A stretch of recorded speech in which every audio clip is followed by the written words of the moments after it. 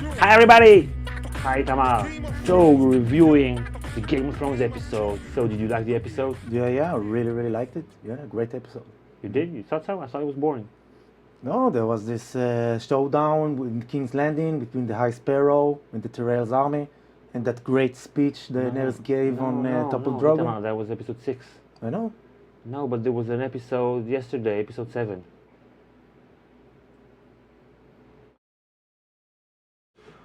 Itamar! So episode 7, did you like it? Yes. Okay, so this episode was a little bit echoing the book A Feast for Crows that shows the cost of war in Westeros. Maybe that's why it was boring. It's episode 7. Episode 7. The 7? The 7 point and star. So let's start off at Riverrun, where we see Jaime trying to be a diplomat, not succeeding. Like he doesn't have a hand, so like blind people hear better, so he has to have new skills to survive.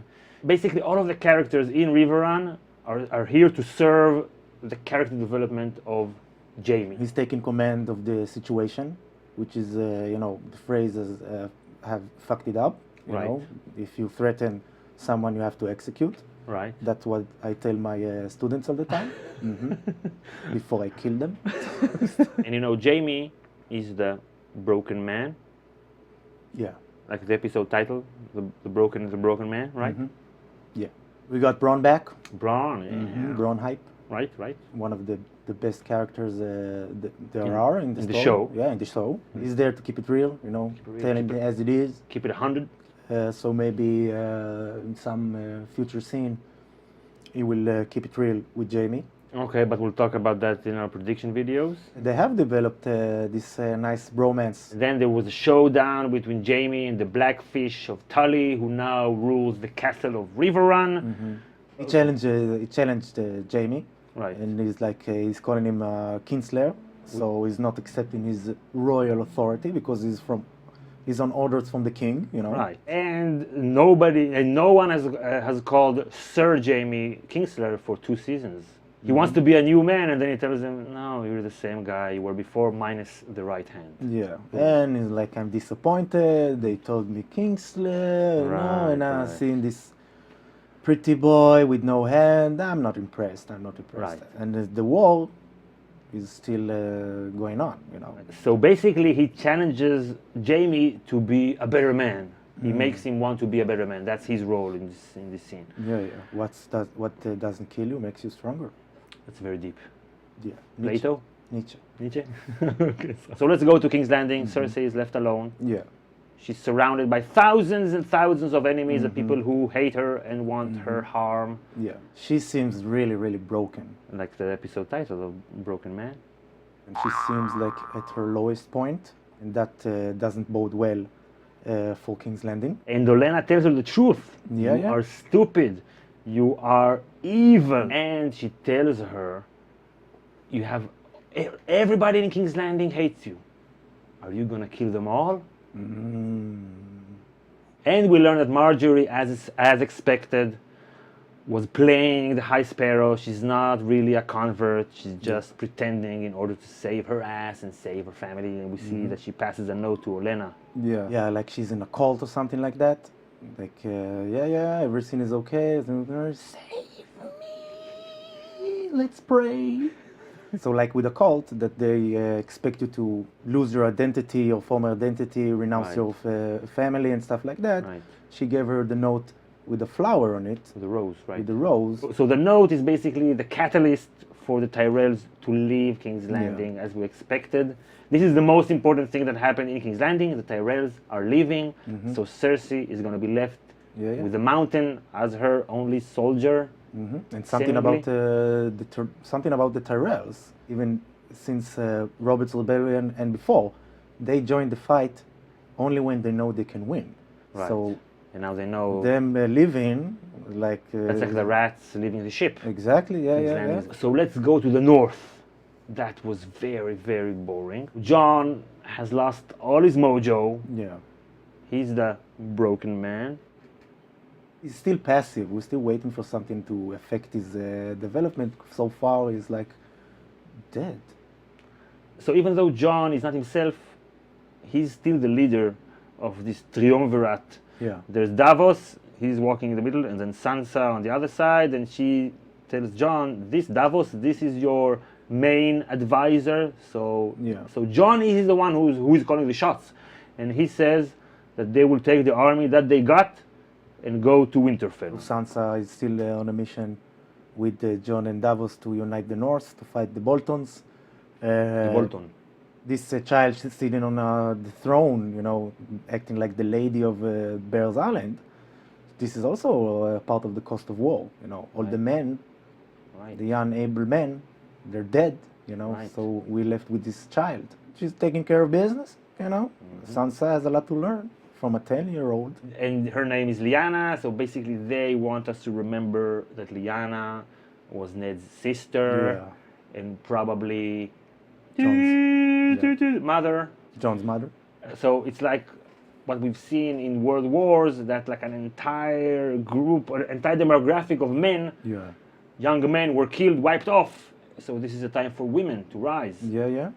Maybe it was their plan all along to kill all the men. Feminazis. So they try to convince the Lady Mormont to no avail, and then Davos says, I got this. I got this.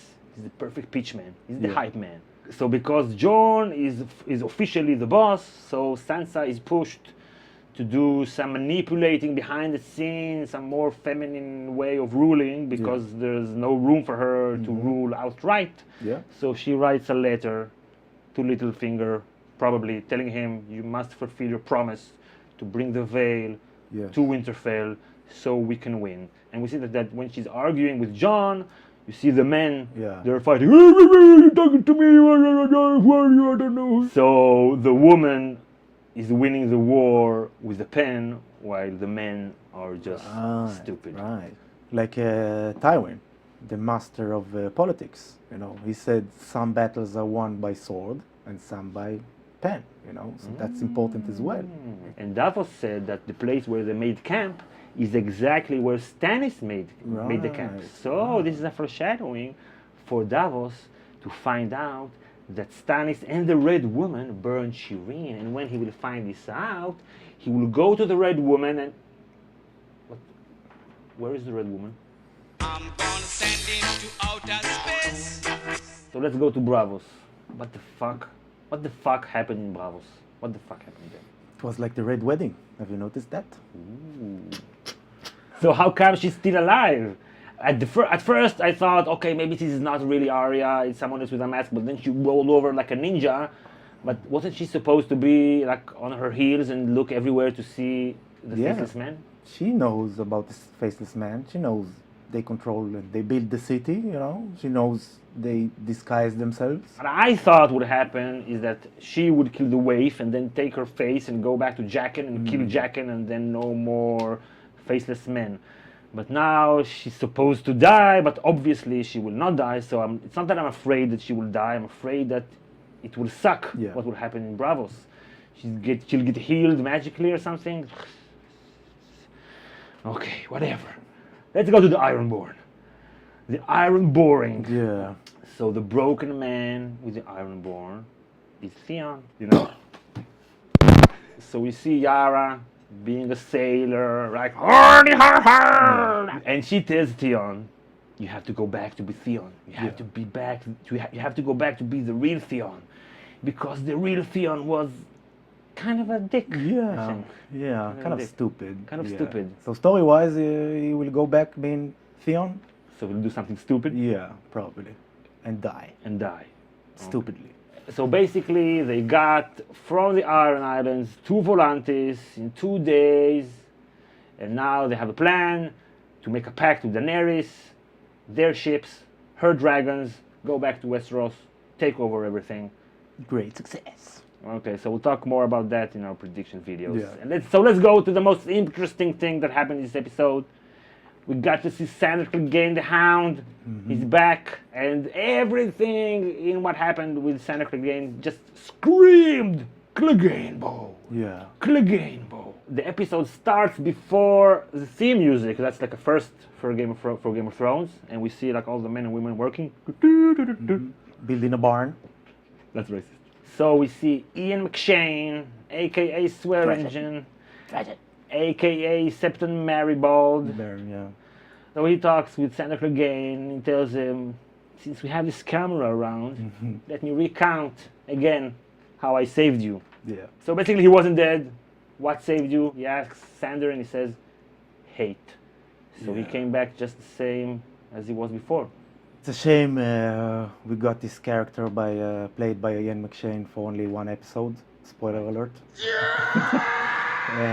Because he's an amazing actor. Right. Even though he played a little bit out of Ian McShane's usual Right. character, like this fucking out of fucking. No, but he did say a fucking out of fucking out of. He said, I used to be a fucker, Yeah. now I'm like a Buddhist. So he's like agnostic, has this celestial insurance policy, I don't know, Maybe it's the seven. Maybe it's the seven, alright, maybe it's a combination, maybe it's the red god, I don't know, but everything has a purpose, Right. because if everything is random, then all this shit and death is like, for why?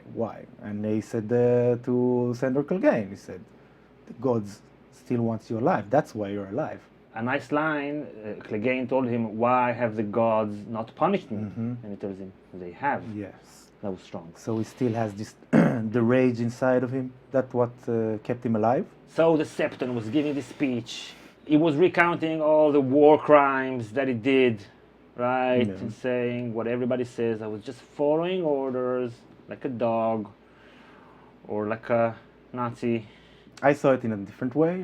I saw this speech as something very human. We all have this violent side inside of us, but it's a disease.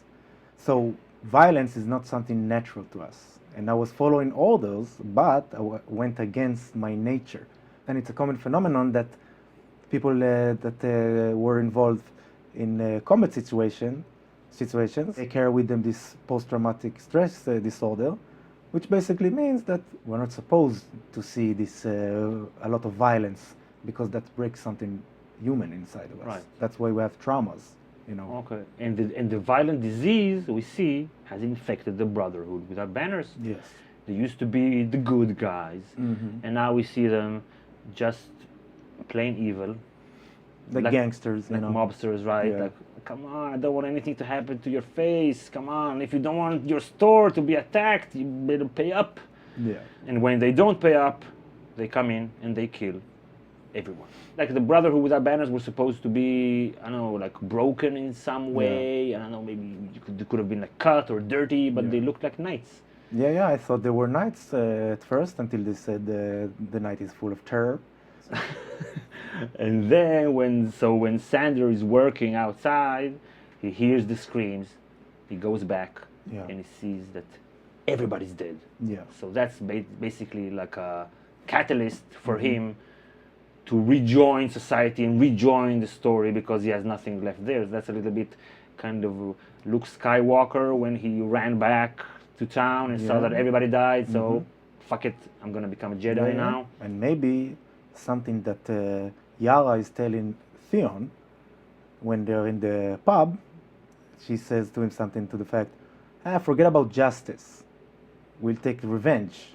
So maybe he's like, I don't care about justice. Now he's like filled with the holy rage, and he will want revenge against the world, against everyone. Clegane Bowl. I can see Clegane Bowl, but maybe before that, he will, Or instead of that, he will go on this Mad Max journey. Maybe he will go find the Brotherhood without banner to take revenge. Hunt them down. Has a history with the Brotherhood, right? Yeah. The Red God has left him alive for a purpose. And Thoros of Mir, the Red Priest, knows him. Okay. So maybe he will join them. Maybe he will take over them, and maybe he will be Lady Stoneheart. He will take her role from the books as this undead or reanimated. Okay. Who replaces Beric Dondarrion, the nobleman? Yeah, who replaces the Beric Dondarrion after he gave his life for her, and he will be like on this journey of revenge against everyone. And this rage will keep on eating him, and he will not be satisfied. Even if he will kill his brother, he will not be satisfied. Maybe up until he will meet Sansa, his soft spot. The beauty to his beast. You know that he was one of the screenwriters of Beauty and the Beast, the TV show that no one ever watched. So basically, again, we'll now go on a journey, like a physical journey, which mirrors the inner journey. So we'll see that in the 3 episodes that are left for the season. Only 3. So let's wrap it up. So thank you for watching. If you enjoyed the video, please click like and subscribe to get all our videos during the season and after the season. 3 videos per week during the season. And there's a link to our Patreon page in the description. If you want to support our channel, we will be grateful. If you want to watch our season 6 predictions for Sansa, here it is. And if you want to know why we don't hate Sparrow movement in the High Sparrow, here it is. So bye everybody, we'll see you all next time.